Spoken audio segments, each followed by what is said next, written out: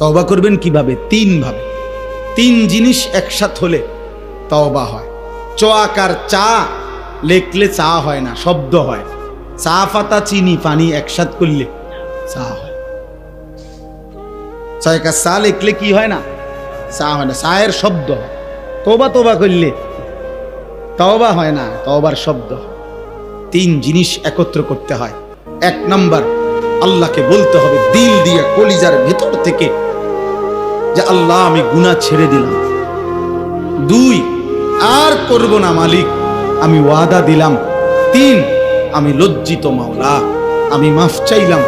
খোদার কসম, যদি দিল থেকে কেউ বলে, ছেড়ে দেওয়ার নিয়তে আসলেই বলে এবং ছেড়ে দেওয়ার জন্য গুনাহ চেষ্টাও করে, আল্লাহ বলবে বান্দা এই গুনাহ যদি আসমান পরিমাণও হয়, সমুদ্রের ফেনা পরিমাণও হয়, পৃথিবীর সবচেয়ে উঁচা পাহাড়ের চাইতে যদি উঁচা হয়, আমি একসাথে মাফ করে দিলাম। গাফারতু লাকা ওয়ালা উবালি, কোনো পরোয়া না করে মাফ। ইন আতাইতানি লাইলান আতাইতুকা লাইলান, আল্লাহ বলে যদি গুনাহ নিয়ে তওবা করার জন্য রাত গভীরে আসো, আমি রব্বুল আলামিন রহমত মাগফিরাত নিয়ে রাত গভীরেই আসবো। ওয়া ইন আতাইতানি নাহারান আতাইতুকা নাহারান, আল্লাহ বলে বান্দা তুমি যদি দিনে আসো চোখের এক ফোঁটা পানি নিয়ে গুনাহ মাফ চাওয়ার জন্য, খোদার কসম আমি রব্বুল আলামিন দিনের আলোতেই বা রহমত আর মাগফিরাত নিয়ে আসবো। তুমি আসবে যখন, আমি আসবো তখন। ইয়া ইবনা আদম কুম ইলাইয়া আমশি ইলাইকা, হাদিসে কুদসিতে আছে আল্লাহ বলেন বনি আদম তুমি আমার জন্য দাঁড়াও, আমি আল্লাহ তোমার জন্য হাঁটবো। ওয়ামশি ইলাইয়া উখারবিলু ইলাইকা, তুমি বান্দা আমার জন্য হাঁটো, আমি তোমার জন্য দৌড়বো। তুমি আসবে যে দূর, আমি আসবো তার চাইতে বেশি। তুমি আসবা এক বিঘত, আমি আল্লাহ আসবো এক হাত। তুমি আসবা এক হাত, আমি আসবো দুই হাত। তুমি আসবে হাঁটতে হাঁটতে, আতাইতুকা হারওয়ালা, আমি রব্বুল আলামিন রহমত নিয়ে আসবো দৌড়তে দৌড়তে। কাউকে বলবো না ওয়ালা উবালি, কাউকে শোনাবো না, কাউকে ডাকবো না, তোমার বাপ কেউ না, গ্রামবাসী কেউ না। রাতের 4টায়, রাতের 3টায় অন্ধকার পৃথিবীতে তুমি একাকী চোখের পানি ফেলে মাফ চাইও বান্দা, আমি একাই তোমারে মাফ করে দেব। মাফ করে দেব বান্দা।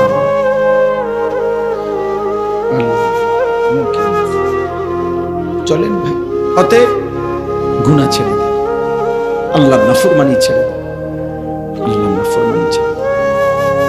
বাবা কষ্ট করছেন, আমারও কষ্ট লাগতেছে, আপনাদের অনেক কষ্ট হয়েছে। এত রাত আপনারা বয়স করা বাবারা বসছে, সবাই মিলে গুনাহ ছেড়ে দিবেন, বলেন ইনশাআল্লাহ।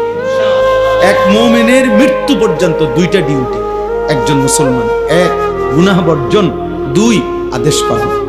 এটাকেই বলে তাকওয়া, এরই বলে মুত্তাকি, একেই বলে জান্নাতি। গুনাহ বর্জন, হুকুম পালন। বলেন মুমিনের ডিউটি কয়টা? 1। বলেন 1 নম্বর কি? 2 নম্বর আদেশ। আগে হলো গুনাহ বর্জন, এরপরে হলো আদেশ।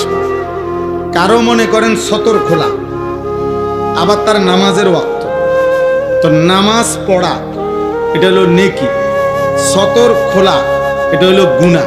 এখন কোনটা আগে দায়িত্ব?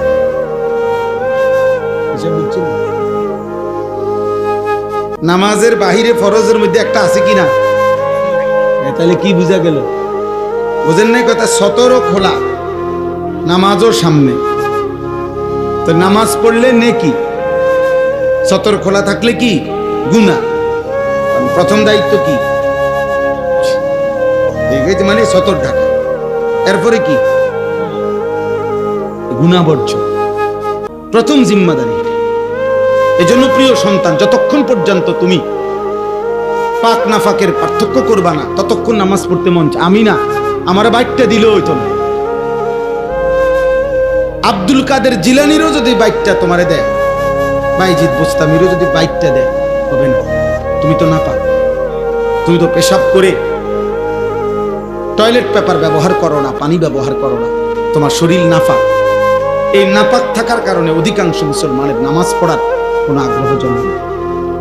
আপনি আমার সাথে চ্যালেঞ্জ করে দেখেন, একটা ছেলে একজন বাবা যারা বেনামাজি, আপনি দয়া করে 15 দিন নিয়মিত প্রত্যেকবার টয়লেট পেপার নিয়ম মাফিক ব্যবহার করেন, সুন্দর করে আলেম থেকে বুঝে নেন, ঢিলাকুলুক পানি ব্যবহার করেন, তাহলে শরীরও পাক থাকবে, কাপড়টাও পাক থাকবে ইনশাআল্লাহ। খোদার কসম, দিল থেকে ফেরেশতা আপনাকে নামাজের সেজদা দেওয়ার জন্য প্রতি সেকেন্ড উৎসাহিত করবে।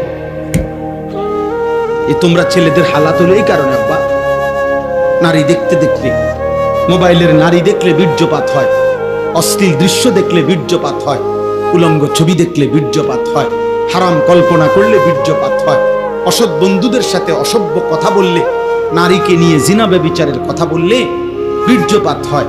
এতে করে শরীর তোমার নাফাক থাকে, দুর্গন্ধ থাকে। এমন নাপাক শরীরে ইবাদতের আগ্রহ জাগে, এমন অপবিত্র দেহে ইবাদতের আগ্রহ জাগে। আল্লাহ আমাদেরকে হেফাজত, আল্লাহ আমাদের সন্তানদেরকে হেফাজত করে। একটা একটা করে ছেলে ফিরতে থাকবে আগামী দিনে। মনে রাখো বাপ, আমরা দিন রাত আমরাও কষ্ট করতেছি, চেষ্টা করতেছি। এর ইহুদি বেঈমানরা, শোনো ভাইয়া, এই যে ফিলিস্তিন এবং গাজার মুসলমানদেরকে এভাবে নিশ্চিহ্ন করে ফেলছে, এর মানে কি? একটা ছেলে হলো ভাইব, যদি বিষয়টা এমন হয় যে এরা ফিলিস্তিনের মুসলমান যদি সব মেরে ফেলে, তো এরপরে ইসরায়েলের আক্রমণ বন্ধ হয়ে যাবে। তো তাইলে আমরা নিরাপদ হইলাম কেন? আমরা এত নিশ্চিন্ত হইলাম কেমনে যে আমরা এক ওয়াক্ত নামাজও করি? আমাদের কাছে দুনিয়াবি সামান, দুনিয়াবি জিনিস এগুলো কম, আবার আমাদের রবের সাথেও সম্পর্ক কম, তাহলে আমরা তো তাদের চাইতেও দূর। কথা বোঝেন নাই? আমাদের কাছে তো দুনিয়াবি তাদের সমপরিমাণ অস্ত্রও নাই, আবার আমাদের রবের সাথেও আমাদের সম্পর্ক কমে যাচ্ছে। তো আমরা বিজয় হবে কিভাবে? আমাদের বিজয় হবে কি? ইসরায়েলের প্রধানমন্ত্রী জাতিসংঘে এই বেঈমান যখন ভাষণ দিতে দাঁড়াইছে, এই যে গতকালকে না জানি তার আগের দিন, তো পৃথিবীর প্রায় 100 দেশের প্রেসিডেন্ট, প্রতিনিধি তারা উঠে গেছে, তার ভাষণ শুনে নাই, পুরাটা হল রুম খালি করে ফেলছে, 2, 4, 10, 20 জন মানুষ পড়ছে, ঘৃণা করে। কিন্তু এই বেঈমান এর পরেও তার বক্তব্য 1 মিনিটের জন্য সে থামায় নাই, সে খালি জায়গাতে বক্তব্য দিচ্ছে। কি মনে করেন? গাদ্দার। আপনি বুঝেন না? আমি যদি এখন আইসা বসলাম, আর আমি আইয়া যদি দেখি যে আমার দেখেই আপনারা, আমি বইছি আর সবটি লোক উঠতে চলে গেলেন, আমার দিলে চাইবেনি বক্তব্য দিতে, কি রে লোকটি আমার এইভাবে বেইজ্জতি করলো, আমি বসছি মাত্র, লোকটি সব উঠতে চলে যাচ্ছে এখন আমার দেখা, তখন আমি বলবো কিনা যে এমন ওয়াজের গোষ্ঠী গিলে যাবে না তো ওয়াজ।